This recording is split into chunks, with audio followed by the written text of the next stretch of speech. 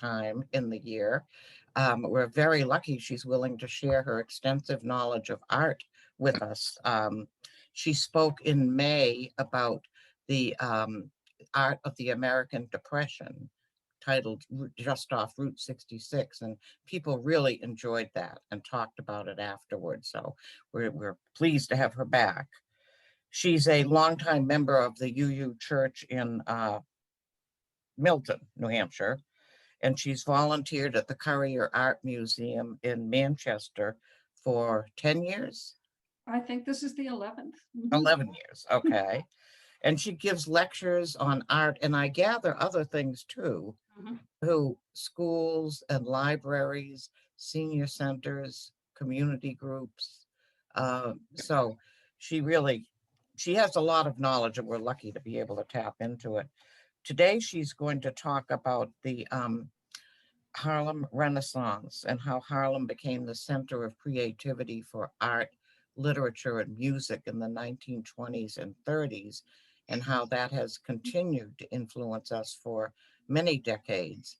And I think especially now, under the conditions we're dealing with, that it's important that we know more about this. So Nancy, thank you so much for coming back, and we're excited to hear you. Well, sorry, I didn't realize I'd muted myself. Um, I want to talk today about a special time and a place where Black artists found inspiration and the energy of a new movement, where they could, come together in groups and support one another. And this was kind of a first for Black artists. And this is the Harlem Renaissance in the 1920s and 30s. So Harlem, is in the northern part of Manhattan Island, and it was settled by the Dutch in the mid 17th century. But really, it was largely farmland, as you can see in the little etching up on the top. And it was really undeveloped for 200 years. So it's not really until the middle of the 19th century that things begin to make a move there. And this is because New York's population, which had been centered in the southern part of the island, was growing, and it needed some place to grow. And this is an island, so it was moving north. And property developers were anticipating that. And so during the 1880s, this is when you got the Ls, the elevated rail lines that extended north along 8th and 9th Avenues and encouraged this kind of expansion. Move north, build a big, lovely home or an apartment building or something to the north where you're not in the densely populated city. And then other transportation began to be move up into this area, and more property developers went in, and they built a lot of row houses and apartment buildings, of course, many of which are still there. However, just as this is really beginning to take off, in 1893, the country went through a depression, which hit New York particularly hard.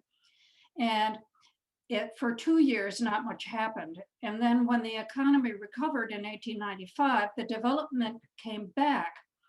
But even though there were many more beautiful apartment buildings built up there, what the transportation was doing was getting people to sort of bypass Harlem and go further north, either into Washington Heights or over into the Bronx, instead of stopping in Harlem.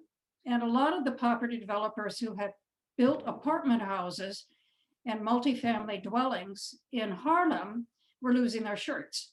And so a man named Philip Payton, whose picture you can see here, moved in and suggested to them that he could move Black families into their empty housing.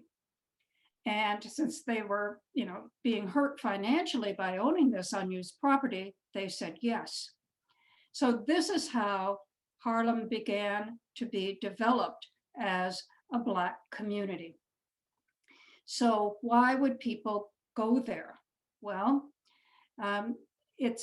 some Blacks were living in the southern part of the city. and working in factories. And so they moved north, okay, to be in a community that was largely Black.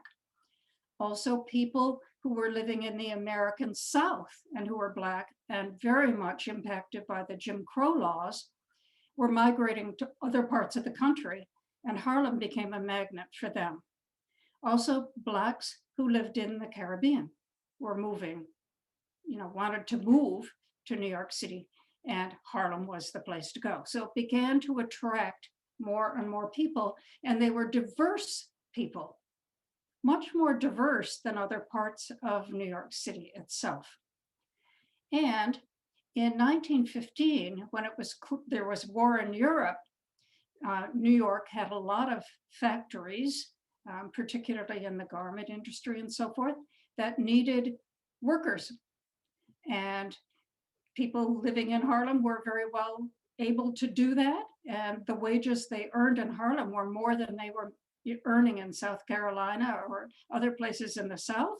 And so, for once Blacks had a living and a place to live and a community, all of which were somewhat independent. And this is what makes this a perfect hotbed for something that happens, which is like a Renaissance.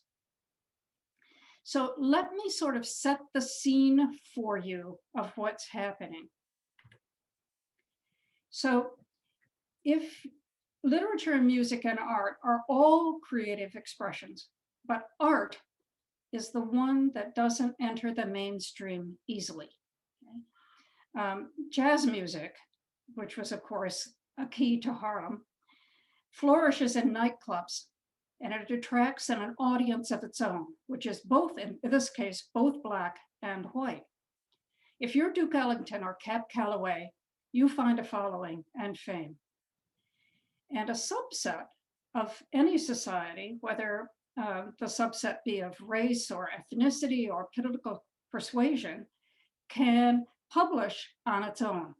All right. So writing, especially in magazines, remember, more people read or used to read magazines than could afford to read books. Okay. So especially in magazines, and it spreads the identification of whatever that writing or magazine is pushing. And it's easily cultural and social, and more people will have read it in common. So writers like Alan Locke, edited a magazine called The New Negro, which was a collection of writings by Afro-Americans, and his philosophy focused on race building, how to take pride in the Black identity. It was both literary and political. Now, The Crisis, which still exists, is the official magazine, of course, of the NAACP, and it was founded in 1910 by W.E.B. Du Bois. And it became incredibly influential during the 1910s and 20s, and it would take a large portion of attention of the Harlem Renaissance literature because it fostered the careers of Langston Hughes and Zora Neale Hurston and James Weldon Johnson and many, many others. But art has to be displayed and collected. If you paint a painting, there are one of them. And how many people are going to see it compared to the number of people who go to a jazz club and hear Duke Ellington, or the number of people who read a poem by Langston Hughes, in a magazine. So the separatist nature of American society in the 1920s and 30s meant that influential people in the art establishment didn't pay much attention to Black artists because the mass audience for art goes to museums. And how does a painting get in a museum? Only when it's worth being purchased or given to the museum so everybody can see it. And an artist has to have made his mark to do that. And most of the artists in Harlem at that time had not. So fortunately, the Harlem Renaissance coincides with the opening of MoMA in New York, which is looking at a very new kind of art, and the Whitney, which did a lot of American art. And a very few Black artists attracted the attention of collectors, and then they gave works or promoted exhibitions at MoMA or particularly at the Whitney. But Harlem Renaissance art wasn't well documented. And except for a few Black colleges that collected that art and the National Museum of American Art in Washington, and they ended up with the work of William H. Johnson, which you'll see. I feature him in this. And that was after the Harlem Renaissance. Most of the artists of the Harlem Renaissance, their work stayed in the hands of their families and friends until the late 1960s, when the civil rights movement set out to resurrect all the cultural artifacts, which include the art. So it wasn't really until the 1960s that the general public became aware of these artists. Now, before World War I, white artists interpreted Black culture. So there's no sense of Black group identity in art. It's every Black artist for themselves, essentially.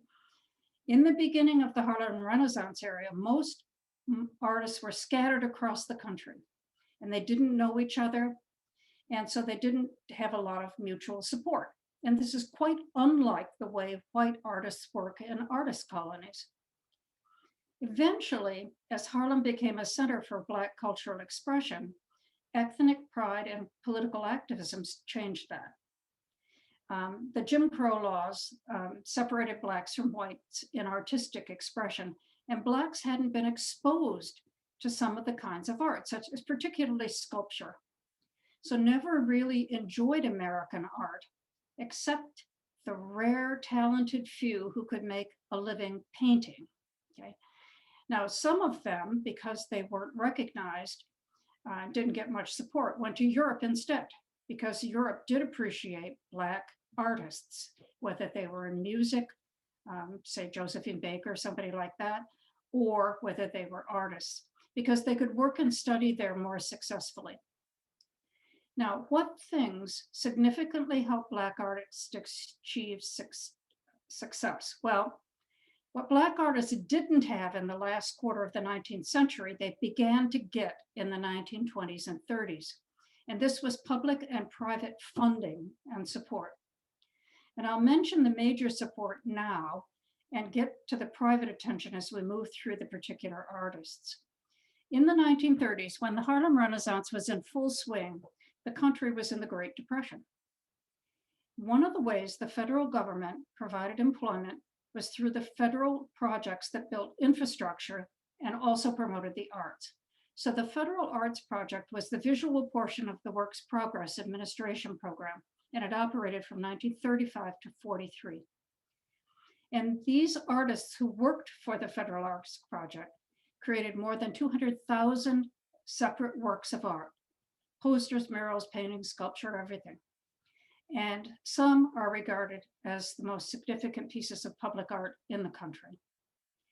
But Black artists were employed both as artists and as supervisors of others, painting murals in post office, hospitals, government buildings, and schools. The public saw their work then and can still see it now. So let's trace how Black artists made the journey from the struggle as individuals to sell their work and make a name in an art world, who then became successful in the Harlem Renaissance. If you're looking at this painting, you wouldn't know that this was painted by a Black painter, would you? You would think that it's a painting by one of the painters of the Hudson River School. But this is Robert Selden Duncanson. And he was born in 1821 and died in 1872. And he was born in Seneca County, New York. I was too, actually. And he was descended from freed Virginia slaves. But his father was Canadian, so he lived a lot in Canada. He was self-taught, and he learned how to paint largely by painting in photographs. Remember, photographs, a lot of them were sepia, and they would put a painted color over the top. And during the Civil War, he went to Canada and to England to stay out of harm's way. And his son actually urged him at that time to be more pro-African American in his painting, but he said, I have no color on the brain. All I have on the brain is paint. And you can certainly see it here. It's a very fine landscape painting. And honestly, you would think it was an Asher Durand. It's clearly in the style of the Hudson River School. This is Edmonia Lewis, and you can see a photograph of her there. She was truly a remarkable woman. She was the first African-American sculptor of either gender to receive national and international recognition. She's born in upstate New York of mixed heritage, and the mixed was Indian, American Indian and Black. She was educated at Oberlin and had a studio in Boston. And she worked in the neoclassic style, so you can see that sort of classical look about this. And this is one of her more famous pieces done in marble just after the emancipation. And you can see here, it's a very moving work. It's not life-size, but close to that. And it's, because it's neoclassical, it's very idealized, okay? And it's the expression of happiness both on their faces and through her art of being free and forever free. So that's what she's called this. So it's a celebration of Black liberation, salvation, and redemption. But it's a good enough piece of sculpture to stand the test of time. Unfortunately, much of her work has been lost one way or another because she didn't have anybody going to bat for her, and they didn't end up in museums. This is Henry Osawa Tanner, who's a remarkable painter. And he made it against the odds, really. He was the first African-American painter to achieve international fame. He was the only Black student at the Philadelphia Academy of Fine Arts, which was a big deal. Mary Cassatt trained there in 1879. And he really had the talent and the skills to make it as a painter. And he suffered, though, from racial prejudice. And he went to France in 1891, and he never came home, which is very sad. And of his experience in the US, his homeland, he said, I was extremely timid, and to be made to feel that I was not wanted, although in a place where I had every right to be, even months afterward, caused me sometimes weeks of pain. So he went to France, where he was a big success. Now, on the left is one of his most famous paintings, The Banjo Lesson. And so what you're seeing is the light from a fireplace that's in front of the sitters. In other words, you're standing where the fireplace would be, throwing off the light into the picture. And the older man is teaching the young boy to play the banjo, passing on the music and the ability to play. And it's wonderful what he's done with the light in this picture. If you look at the figures against the picture and the cloth behind, it's just really lovely the way he's been able to build the light in the picture this way. And all of it is very tender, and it's hopeful. There's nothing about this, even though it's an extremely humble setting, which he would have been very familiar with, there's nothing sad about this. In fact, it's the opposite. They don't have much, but they have the love of themselves and the music that connects them, and that's the kind of thing that goes on. Now, on the right, you can see one of his pictures of a fisherman at sea, very difficult life, and he's been able to do this. And again, you see what he's done with the light. If you watch how he works the light in the picture, it's how he brings the composition of the picture together. And so life is difficult, but you make up, you do what you have to do, is basically the way he is. And he became kind of a magnet for other Black artists in the United States who went and found him in France when they too had their European experience. This is Harriet Powers, and she's one of the great quilters of all time. And this one is in the MFA. I do not know whether it's on view right now. She just loved the biblical subjects. And she also had this thing about putting in her quilts things that happened in the heavens, comets and meteors and all of that. But it's really fun. I love the one that's fourth in the top row from the left, which is Adam and Eve in the Garden of Eden. And what she's done with the snake is really interesting, I think. So remember this particular quilt, because when we get to the end of the presentation, you'll see what's happened to her work as an inspiration to modern artists, who are contemporary with us now. She's really remarkable. Remember, women artists in her time period, quilts were a form of artistic expression. They weren't just, they didn't just make them, to keep you warm at night. I mean, a lot of it was the only way that they had. And many of them worked as seamstresses, so had considerable skills. So what's happening is the people from the South are moving, particularly to the big cities in the North and the West. And so this is what channels the people into Harlem. And Jacob Lawrence, who's one of the great painters of the second wave of the Harlem Renaissance, in this painting, which is called The Migration of the Negro, is doing that. You can see they're flooding out because there are work opportunities, and there were in the time of World War I, in the industries in the North, and in World War II. Now, during the First World War, Blacks saw an opportunity to enlist, and in doing that, show their patriotism, the fact that they were committed to this country. And they gave their service to the country in hopes that people would recognize it. They'd done that during the Civil War with some little success, but they hoped that they could have more success that way in World War I.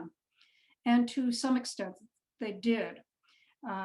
Over 700,000 Afro-Americans enlisted in military service, but they were barred from the Marines, and they served only very menial roles in the Navy. Most were in the Army, except they weren't allowed in aviation units.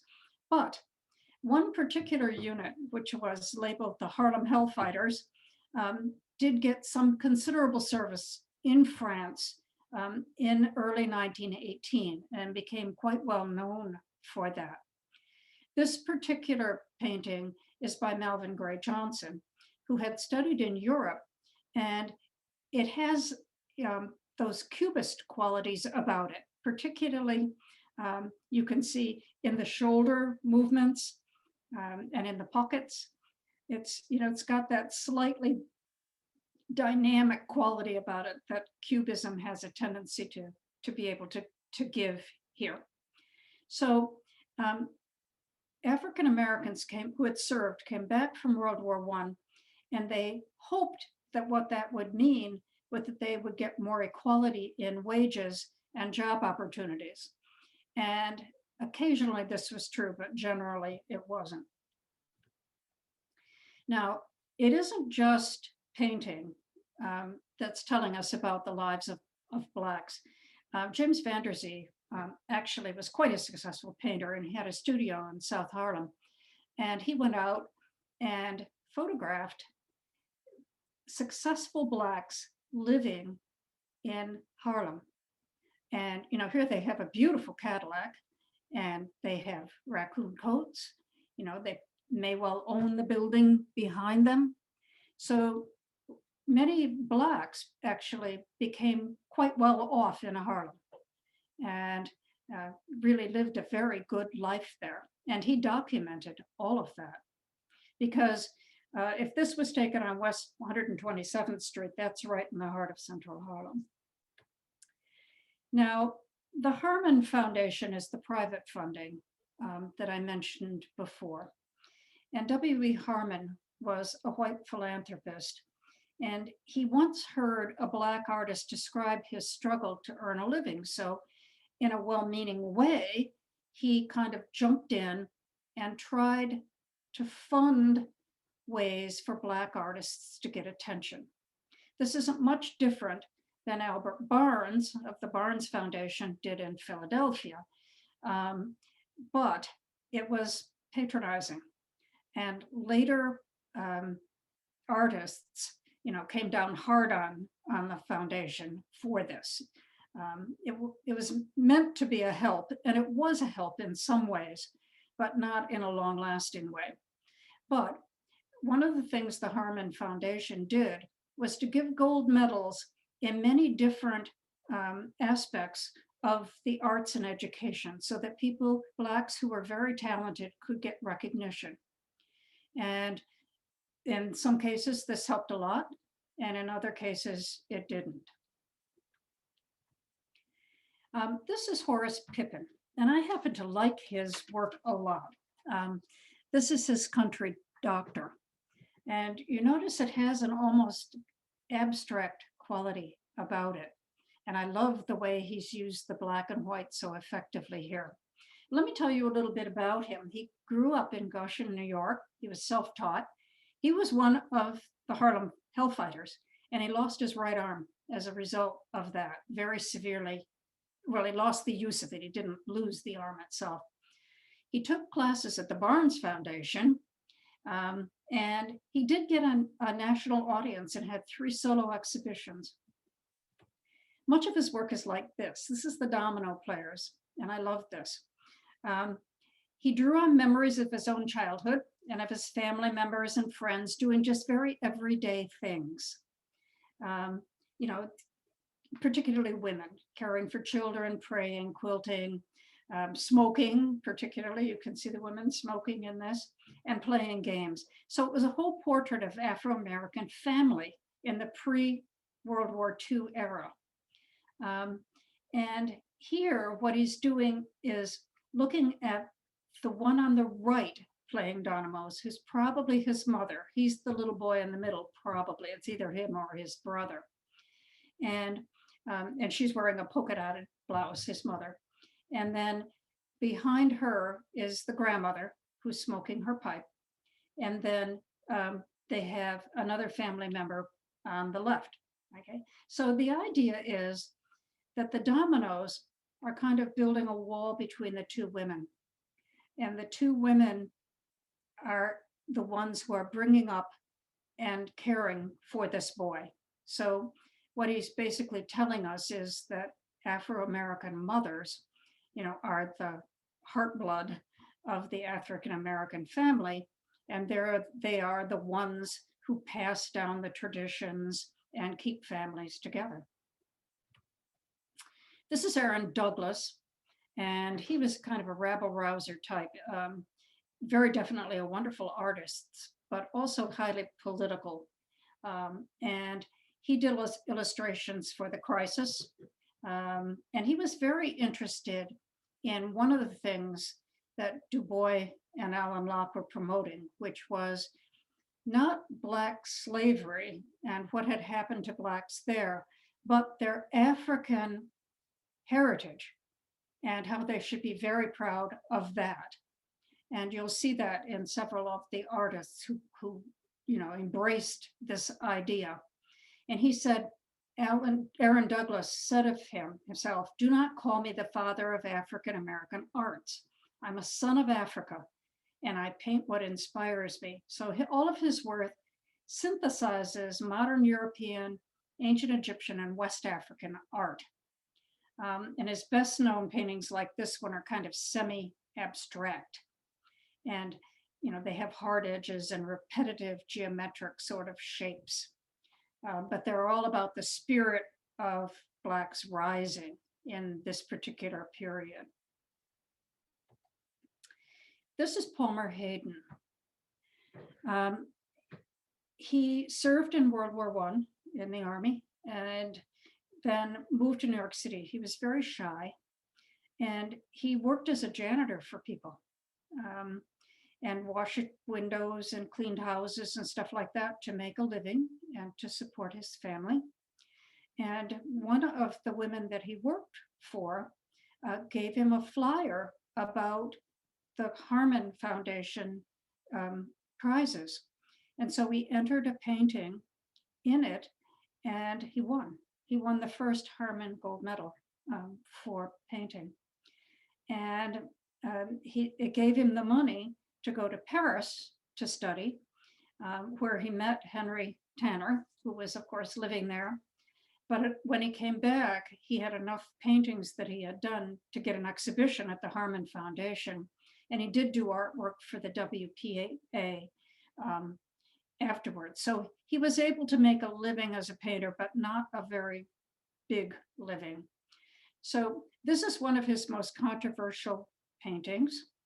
And when it came out, this is what the New York Times said about this painting. Negro worker wins Harmon art prizes, gold medal and $400 awarded to the man who washes windows to have time to paint. Think about it.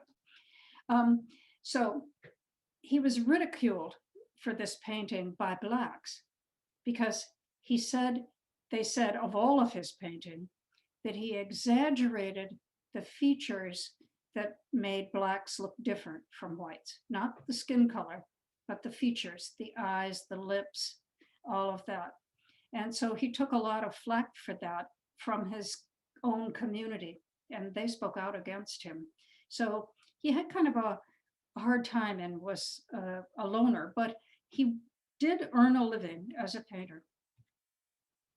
This is William H. Johnson, whom I think is a great painter, and he had a very sad life. He was extremely talented, and his style is very distinctive. He was born in South Carolina, but at 17, he moved to New York to study at the National Academy of Design. He won a place there. And then he went to France and met a Danish textile designer, a woman, and lived with her for a while there and studied painting and learned about modernism in art and really about the expressionist movement, which is about blocking color. And so he's one of the first artists to start doing that. And I love this particular one because what he's done is have Blacks who had enough money, to have nice clothing, and they're out on the town. And the man is wearing a zoot suit, of course, which was very, very popular, especially in the Black community. Cab Calloway sort of popularized the zoot suit, which is, the cuffed pants and the longer jacket, the big shoulders in the suit jacket and so forth. So really fun. Now, what he won the Harmon Gold Medal in 1930, and he went back to Europe. He married the textile designer, and he was fairly successful there because she helped him promote his art. Unfortunately, she died very young, and he went to pieces over it. And he came back to this country, and he stopped painting in 1956 and spent the last 23 years of his life in a mental institution on Long Island. And he had a lot of paintings, but they hadn't sold. And they were in a warehouse. Friends knew about them. And when they were going to clean out the warehouse, they were just going to dump them. But the Smithsonian American Art Museum, which was the later iteration of the National American Art Museum, took them for free. And of course, that's where we see a lot of them now, is at the Smithsonian. A really, really interesting artist. You'll see much more of his, in fact, right here.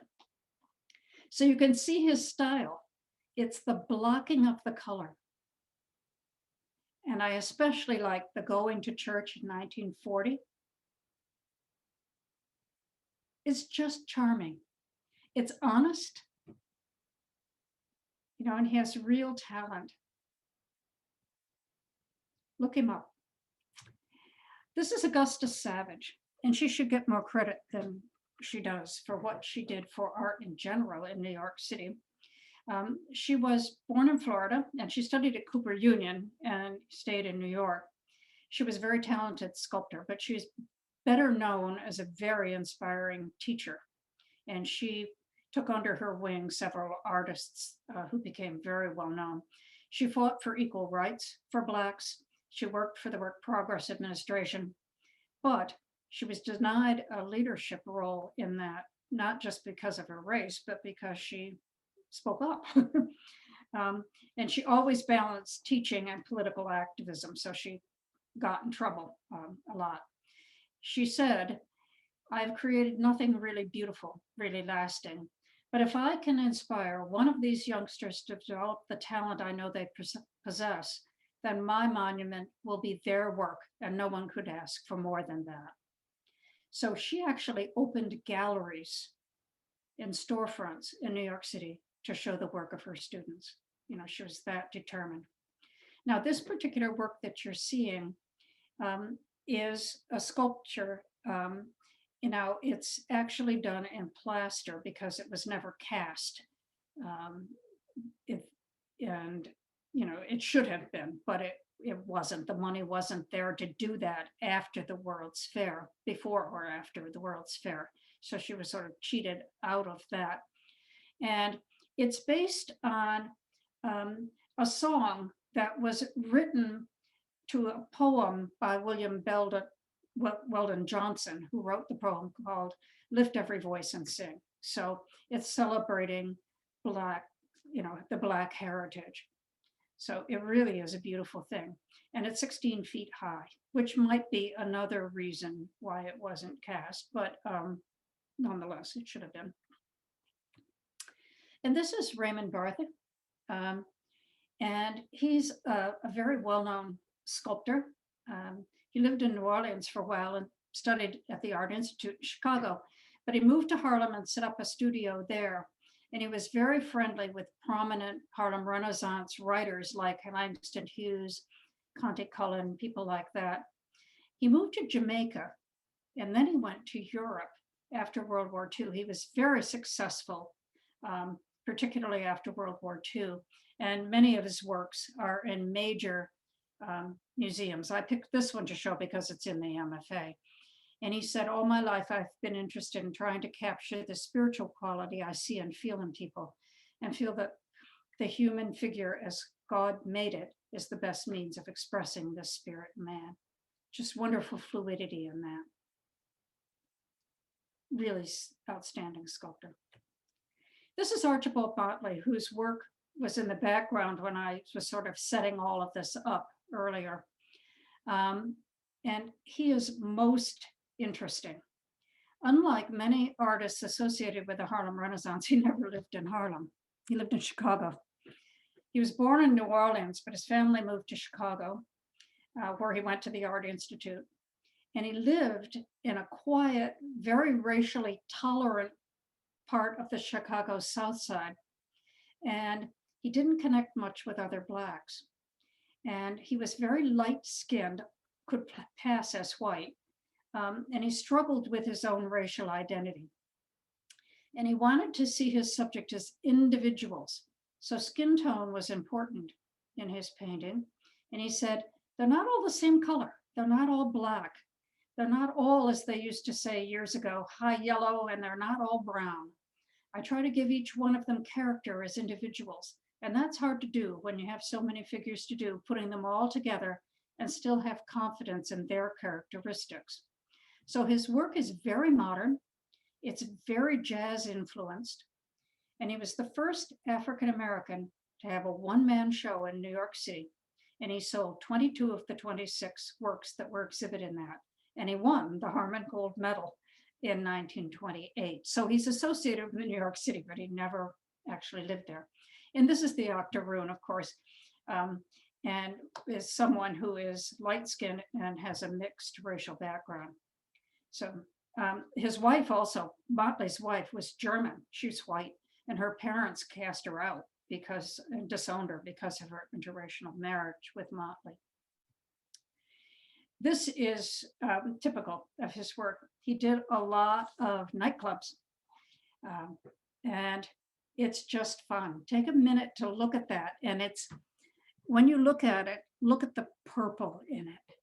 Look at the contrasts between the purples, the reds, the blacks, and the white. It's a very limited palette with just enough yellow to draw your eye from the upper right down across the light cast in this woman's hair, down to the lamp and over to the cocktail glass. And then over here in the yellow, oops, along the bar, and then the spittoon here. You can see that wonderful painting. So much energy in his paintings. So much just celebrating, you know. This is another one he did called Cocktails. And it's a group of well-off Blacks in New York City. This one's in the MFA. And they've gone to a restaurant that obviously patronizes a Black patronage. And they're having a typical lunch, beautifully well-dressed. I'm not sure whether right now it's on view at the MFA, but it might be. This is Ramar Bearden, and you may well have heard of him because he became a very significant artist in the 70s and the 80s. And he was born in Charlotte, North Carolina, but he moved to Harlem as a child. So he basically lived in New York City most all his life. Charles Alston, which I'll be showing very soon, was his cousin and his first art teacher. He was a little older. His mother, Bearden's mother, was very active in education and political work. So he got a good education at BU. He was very influenced by Diego Rivera, who did a lot of mural work. He served in World War II, and then he studied philosophy at the Sorbonne. Okay, so on the GI Bill. And he also was a composer of jazz music. He's the one who wrote Sea Breeze that Dizzy Gillespie made so famous. So he is quite well known for collage. And this one is one of his collages from the late 70s. And if you're wondering why I'm showing pictures that are on view at the Currier, I've been a docent and an art educator at the Currier for years. And so, I'd like to show work that they have. This one doesn't happen to be on view at the moment. And he says, I use the terrain as a symbol of other civilizations, the white civilization and its encroachment on the lives of Blacks. The terrain was always something that could take you away and could bring you to where you were. And in the little towns, it's the Black people who live near the trains. And you can see it, there's a lot of energy in this collage. And he does a lot of watercolor work. This is Charles Alston, who's his cousin. And Charles Alston was the first African-American supervisor in the Works Progress Administration. So he had a lot of significance there. And he designed and painted murals at the Harlem Hospital. So he was also the first African-American instructor at MoMA, and he was a professor at CCNY. So this is his girl in a red dress. And what he's doing is depicting African-American women without any caricature, no stereotype here. And he represents her as a portrait sitter in the European painting tradition, right? Modern, fashionable dress, somber, intent facial expression. So I guess what I'm saying is he's painting her in the portrait style that people like John Singer Sargent did. Okay, so he's giving her dignity in that way. And it shows her as a beautiful, cultured woman. And this particular painting is often shown in connection with Paul Laurence Dunbar's work. We wear the mask that grins and lies, it hides our cheeks and shades our eyes. This debt we pay to human guile, with torn and bleeding hearts we smile, and with mouth with myriad subtleties. Why should the world be overwise in counting all our tears and sighs? Nay, let them see us while we wear the mask. And this is Alston's Palawer, which is an abstract representation of four people interconnected in a ring. And this is a palaver is an archaic term related to parley, to trade. And it suggested discussion or a negotiation between two cultural groups. And the word really dates back to the early 18th century and is derived from Portuguese trader slang with West African tribes. So it evokes issues embedded in Alston's own cultural imagination between Western modernism and African artistic themes. And it's always on view at the Currier. This is Jacob Lawrence again. This is his library. And his work is largely what he called dynamic cubism. So instead of looking at all of these blocks at the library, which is wonderful to see, you should look at it in terms of shape and color. And you can see why he's got a little of the Picasso in him here. It really is kind of neat. And it's tempera on fiberboard, actually. So it's kind of, this is what a lot of the later Harlem Renaissance painters did, Bearden and Lawrence, doing tempera on fiberboard. This is Lois Mailloux Jones, who again was very interested in the African roots that, and that slavery in America was just a mid-stage between, the height of African culture in West Africa and Ethiopia and other places, and the Harlem Renaissance.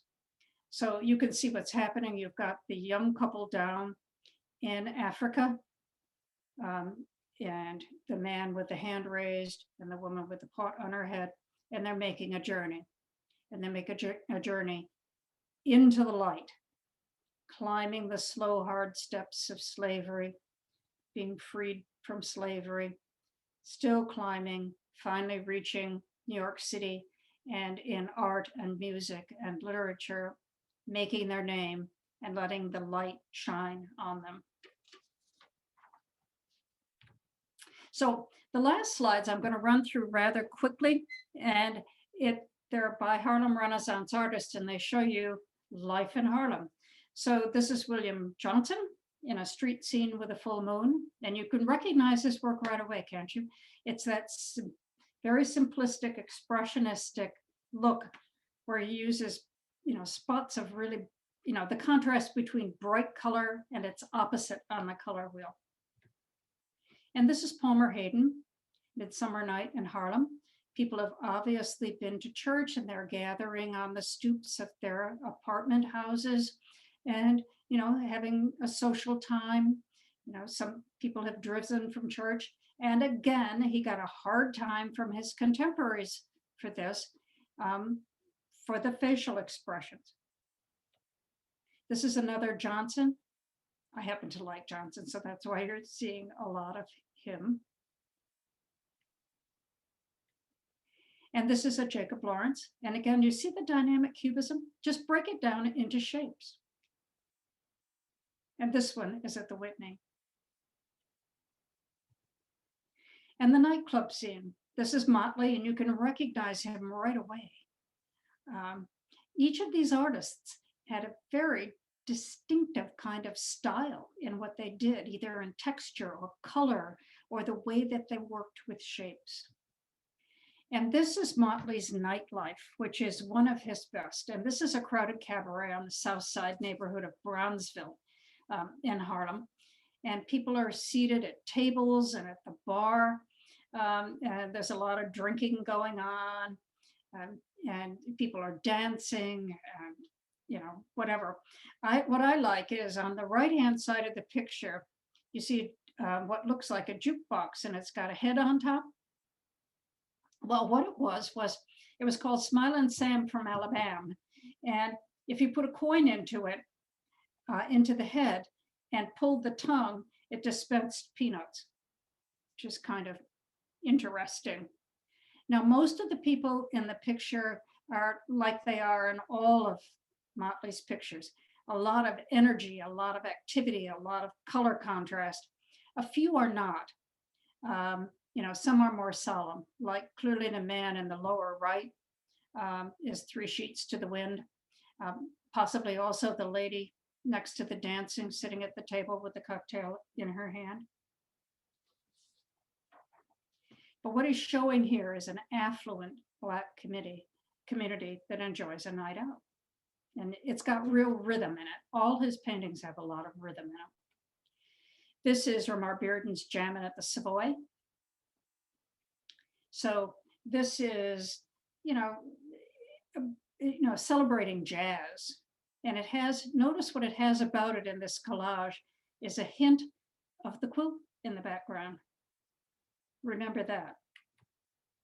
And Harlem at Play. Now, what did people do, particularly men? And we saw it also with the dominoes way back in the Horace Pippin. They enjoy playing cards, checkers, that kind of thing. So you can see it here. This is a Jacob Lawrence. This is Palmer Hayden. And again, you can see what it is about Palmer Hayden that is distinctive. You would know this for one of his, having seen 3 or 4 of his paintings now. So this was painted in Paris.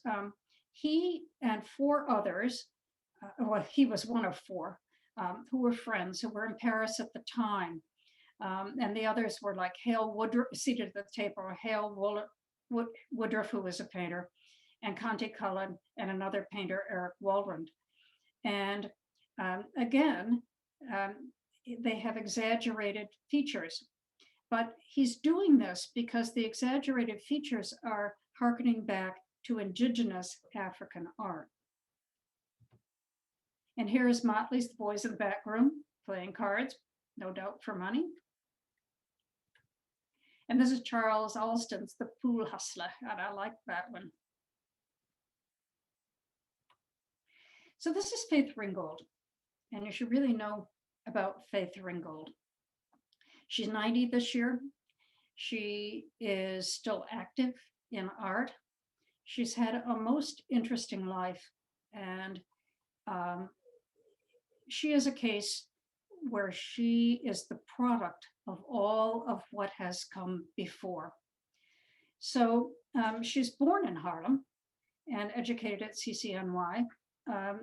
And her mother was a fashion designer. She started as a seamstress and then became a fashion designer, knew a lot about textile. And her grandmother had been a seamstress as well. So textiles were in the maternal line for Faith Ringeold, and much of her art goes this way. And she's done a series of these very large quilts, and they basically are telling a story. And this is the 5th in a 5 quilt series. It's called The Bitter Nest, The Homecoming, and it's on view at the Currier. And you can see when I said that the quilt background was in the Ramar Bearden, you can see it right here. This is part of the embedded tradition in Black art, because it's part of their experiences and they value it. So this one, let me tell you a little bit about what's happening in this particular quilt. The story, it's telling a story, and the story is set in the 1920s in Harlem, and it revolves around the lives of this fictitious family. The father of the family being Dr. Prince, who is a very well-known dentist in Harlem at that time. And the mothers, whose name is Cece, had married Dr. Prince because she got him pregnant, and she was only 14. And soon afterwards, because he was very dominant and abusive to her, and her life was very difficult, she just became deaf and dumb. And the child that she'd given birth to, his name was Celia, and she received a college education and became a doctor like her father. But she resented her mother because of her mother's disabilities and meekness and everything else. and she thought her mother was very eccentric and backward, despite the fact that the mother actually, despite not speaking, ended up being a fairly good hostess for Dr. Prince. So Celia follows the family tradition and gets pregnant out of wedlock, and her father casts her out. And she sends her baby boy away in order to so she won't disgrace the family. Now, at this point, her mother finally steps up and supports her. And in this particular scene, Dr. Prince has passed away, and you're seeing it all come together, the angst that's happened in the 4 previous quilts. So everybody is reunited. Cece, Celia, the foster mother that had brought up the boy, and the child itself finally gets to meet his birth family. And when this happens, Cece gets her hearing and her voice back. And then she turns her home into a studio, and the tale ends happily. So it's kind of an interesting story. And you notice that the text of it all is around. She's built it right into the quilt. And this is Carrie Mae Weems.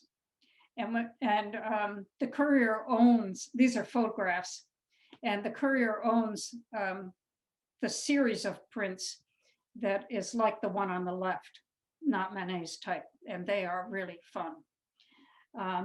She's educated on the West Coast, very well educated. She works in all kinds of media, but she's best known for photography. And she founded an art community in New York City, in Harlem. But she lives in Brooklyn now. She's a MacArthur Fellow. And she says, Black experience is not really the main point.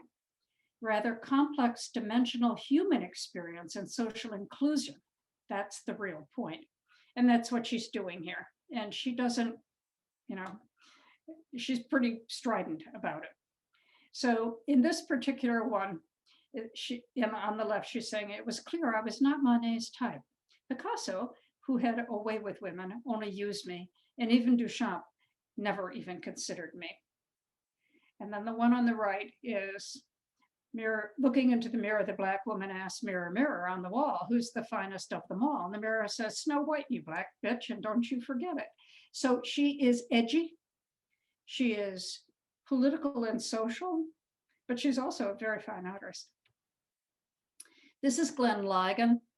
Now he's a contemporary artist, and he does all kinds of media, painting, printmaking, photography, even video these days. And he does a lot of the dynamics of subjectivity, a lot of race and language and African-American history. So what he's doing here is he took the text of Ralph Ellison's The Invisible Man, and he hand lettered them on it. And then he brings out, using a very thick black oil stick, 2 views, one face on and one in profile, to bring out the invisible man for you. So it's embedded portrait silhouettes, and they make the anonymous invisible man visible. And this is Joseph Holston. And he is a contemporary artist, and you can see, he has seen the painting of William H. Johnson, wouldn't you say?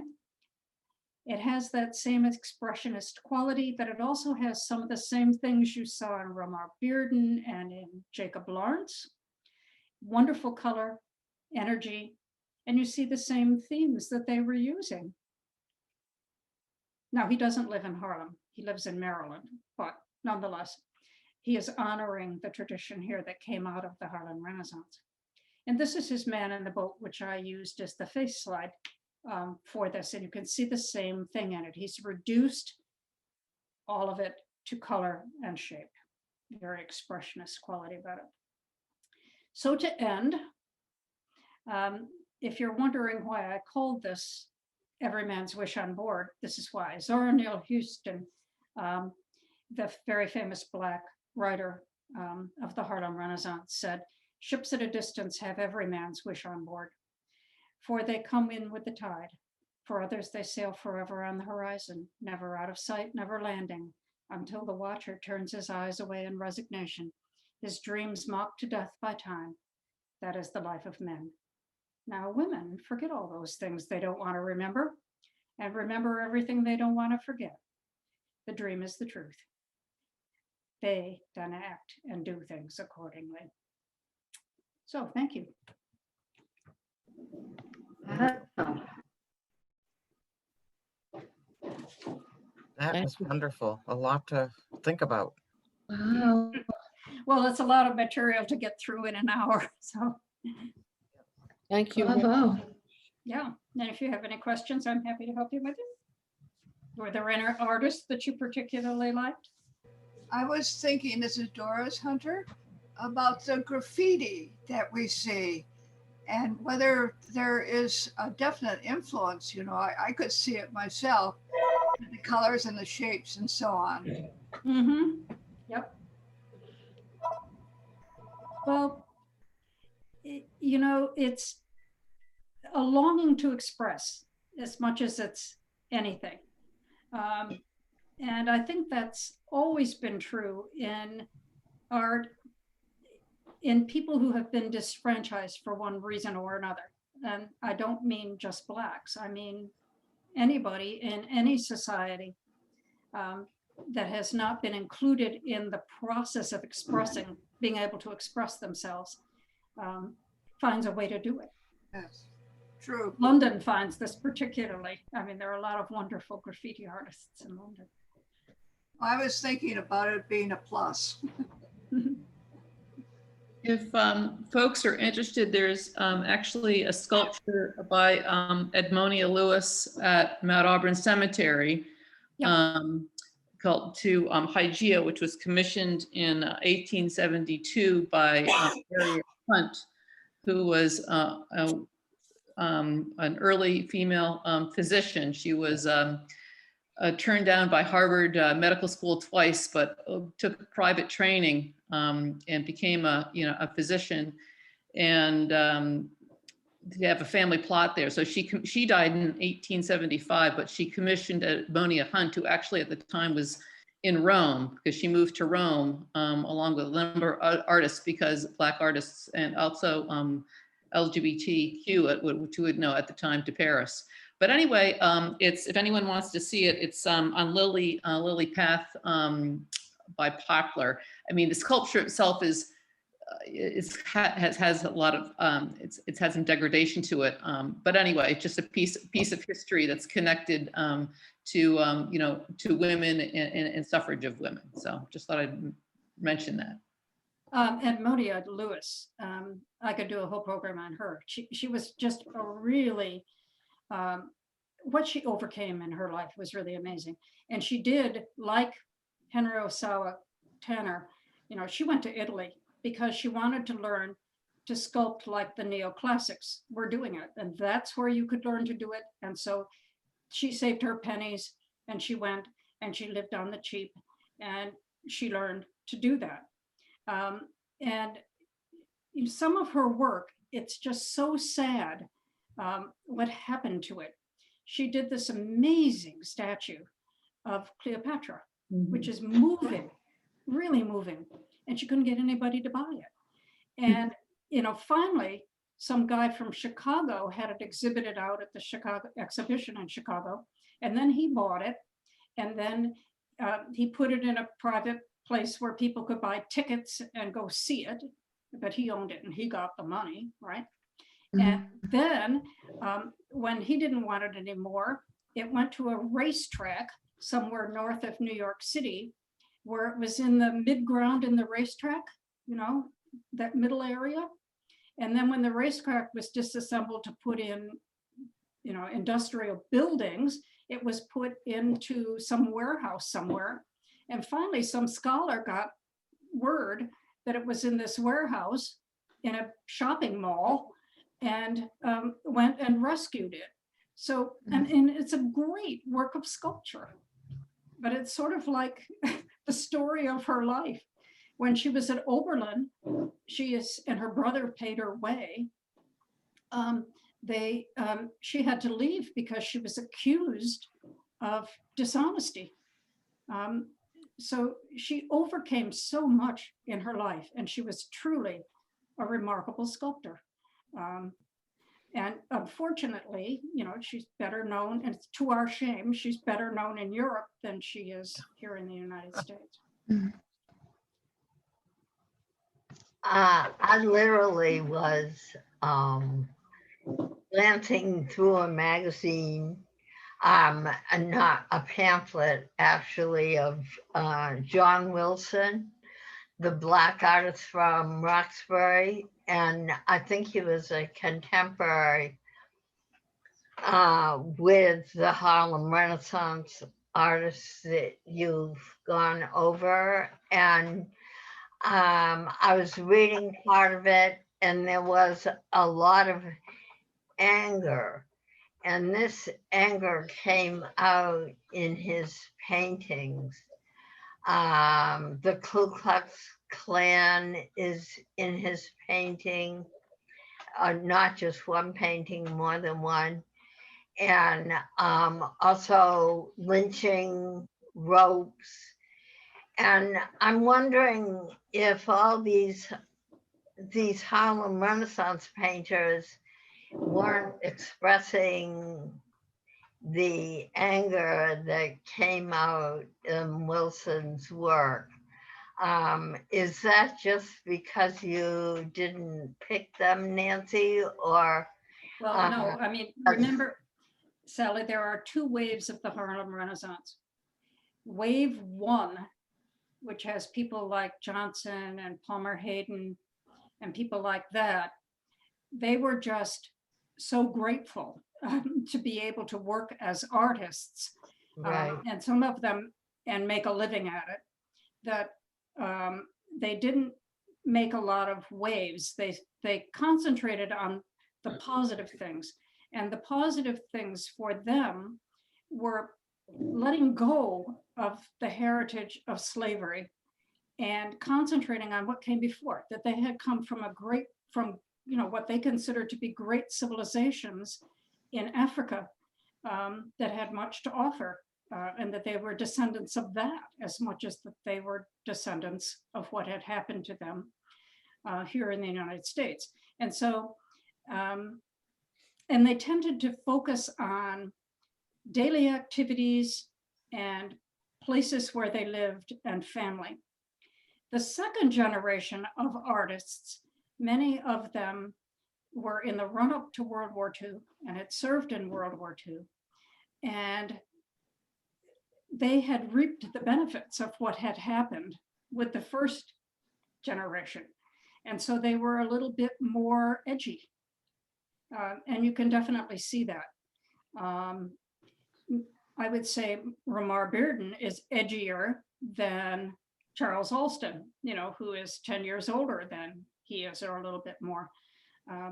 So some of the artists, yes, became quite political, and some did not. And to be honest, a lot of it has to do with what connections you've got. And that's true of any artists. Artists get to know other artists, they get to know people who buy their paintings, and so some of their work shows sort of their networking in it. And now you could say, so the difference here, if you look at the difference between, say, Carrie Weems and Joseph Holston, you see it right there. Carrie Weems is like the fellow you mentioned, not afraid to try to write out. And someone like Joseph Holston harkens back to the first generation of artists, and others are in between, all over the place. I would say Glenn Ligon is a little edgier, but he is also somewhat traditional. So remember, always, artists are people, and they reflect their own life and what has influenced them in that life. And nobody is more vulnerable than an artist or a writer, because they have to catch on with people or they don't make a living, you know. And especially for artists, the most difficult thing, and I said this in the beginning of the talk, is how does your work get into a museum? Because that's so important, right? I mean, lots of wealthy people can buy a painting, right? The rest of us go to the MFA, the Met, the Currier, to museums all over the world, right? Remember, more people saw Rembrandt privately before he died in their homes because they bought his pictures. And today, where do people see Rembrandts? In museums, right? So it's a process. And art is more vulnerable than any of the other creative arts to the impact of that, because you only paint one painting.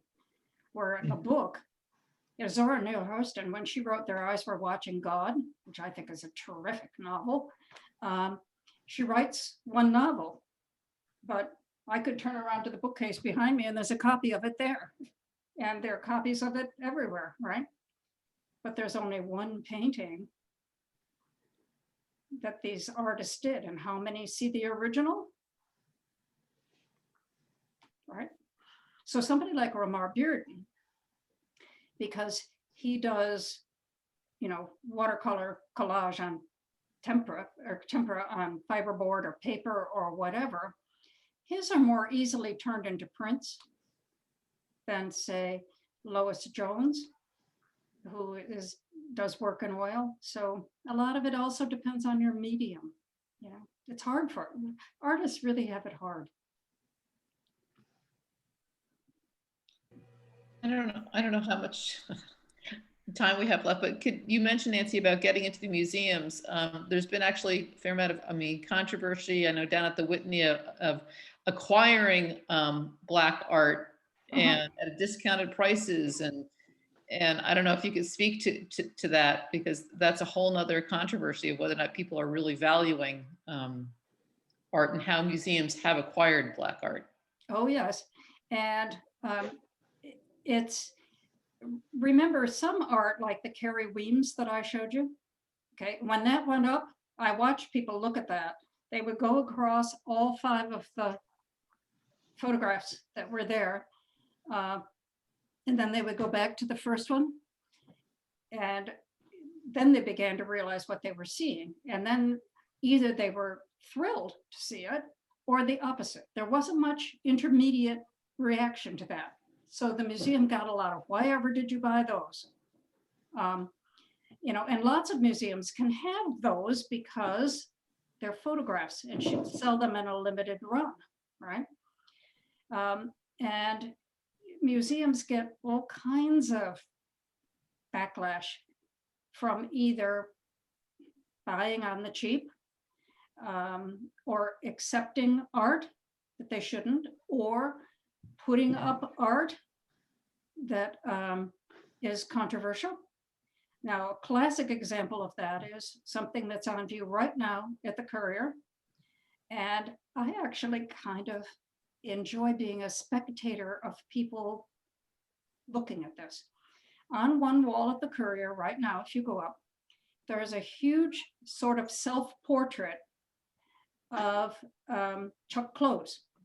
It was mighty controversial because of his, well, sexual misbehavior, shall we say. People are furious that this man's work is on view at the Currier, although the Currier had bought the work long before all of this came out, right? Right next to Chuck is one of the famous prints of Angela Davis. And, you know, people are saying, oh, it's demeaning to Angela Davis to be next to Chuck Close. And, you know, so you see the problem of a museum here. A museum needs to put up work that stimulates people's imagination, conscience, everything. And are there artists who are up there who led deplorable personal lives? all over every museum in the world. There are, Yeah. for sure. And should museums buy paintings by these people? Personally, I think yes. There are plenty of entertainers, composers, other people whose works we love, who led personal lives that we disapprove of. So you have to, so walk by the check clothes is what I say to people. Also, know, I but- believe, but- I believe audiences Yeah, that differ Yeah. and museums differ depending on the country. right. And in France, for example, it's no surprise that these people went to France. Yeah. The audiences don't have to be wealthy. No, And children from the very beginning are shown how to appreciate or to find something in anything. Mhm. And they're shown how to observe. We don't teach our children that here. And this is deplorable because it applies to everyday life too. And art is valued in this country if it's worth money. Yeah. Whereas if you go to France, for example, or even Italy, people take pleasure in owning something they find beautiful. So sometimes they don't have the money, they just cut it out of a magazine Mhm. or and stick it up on the wall, or they buy. And in Paris, for example, every Sunday there is an artist market where artists sort of peddle their wares. And of course, some have very beautiful things, cheap. And it's very different from here. Here we have fairs, but people go because they have to buy a present for somebody or because they have to write a beautiful card. It's very, very different. I feel very lucky that you presented these to us because we would not have the opportunity Mm. to see them. So thank you, Nancy. Well, one of the things I've done with my retirement is give a good deal of my time to the Currier Museum of Art because, I mean, not only do I love art, so that helps me, but there's nothing I enjoy more, believe it or not. I had a group of 3- and 4-year-old kids from a preschool in front of an Alexander Calder. And all we did was look at color, shape, movement, very simple things. And then I took the same kids and took the color shape and put them in front of a Picasso of a woman seated in a chair, one of the Dora Maar ones. And it's all flattened, of course, and in geometric shapes. And we talked about the shapes and everything. And so I said, do we see anything else in the picture we want to talk about? What do you see in the picture? And this one little boy, very seriously, looking at the painting and looked and looked and looked. And then finally I asked him what it was that he saw that had so grabbed his attention. And he said to me, Mr. Peanut is in this painting. Because the chair to him, which was like a Windsor chair with the slats in the back, looked like Mr. Peanut. Never in a million years would I have seen Mr. Peanut in that painting. But in his sweet innocence, he was just open to it. And that's what he saw. And so, I just love that. Now I can't walk by that Picasso without thinking of Mr. Peanut. But, if we get too serious sometimes about this, we miss just the gentle, amazing delight people find in looking at paintings. And I hope that little boy continues to come and look at the Picasso. And so he'll grow every time he sees it. He'll see something different. So, you know, it's free. Little kiddies get in for free. So I just wanted to say, in response to what Nicole said, my experience insofar as art instruction goes in Belmont schools is quite the opposite. There's a lot of talent and it seems to be encouraged. I mean, there's a lot of beautiful work that comes out from elementary through high school. And the Museum of Fine Arts has workshops, or did have, for children. They're geared for children. Mhm. And, you know, they go from gallery to gallery, sketching, as you were indicating. But it's not So I a national endeavor. What I'm talking about, it's not national. This, I mean, we live in a bubble. Massachusetts is an artsy place. Look at how many art associations there are just in Belmont. Just in Belmont. I belong to 2, and I belong to 4 other organizations around Belmont. So, but this doesn't exist everywhere, and it's not built in for free for all children's education, whereas it is in in Europe. In Europe, every child of a certain age will have been taken to do certain things. Now it's easy because we've got Zoom, so probably it's opened a little more for the teachers to put it in without complaints from the parents. But what you are mentioning is true in the Boston area. I agree. But I mean, I have been on boards to reaccredit, to reaccredit schools. And I can tell you, art is not compulsory. Whereas in Europe, you have to have art up to a certain age every week. Music up to a certain age every week. Geography and languages. So certain places by bits and pieces have that in this country, but it's not uniform. We're a very large country, the only developed country that I can think of that doesn't have a Ministry of Education, only a Secretary of Education. And so it goes all over the board. I mean, this is sad. Because that little boy who observed something, for all you know, he may become a doctor someday and observe something in a patient that nobody had seen before. And that's why they teach art like that in France. I mean, but I agree with you. We are very lucky with Boston and the Boston area. even up here in rural New Hampshire, you know, I give as many tours, well, not as many, but I do give many tours to school children on Zoom. Sure. You know, we'll go back one time soon, hopefully, to having them in person.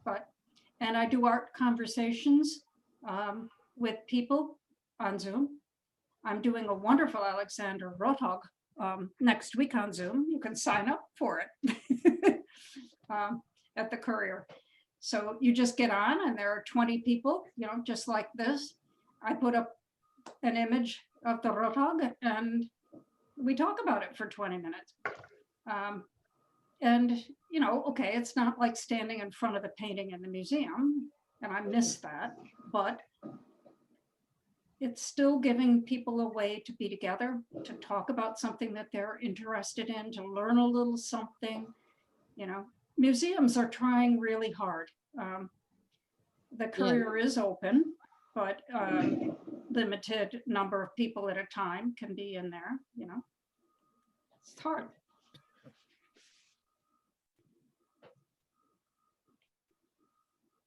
Lots to think about and wonderful images, and just it's great to have you, Nancy, and I think we'll probably be asking you back again.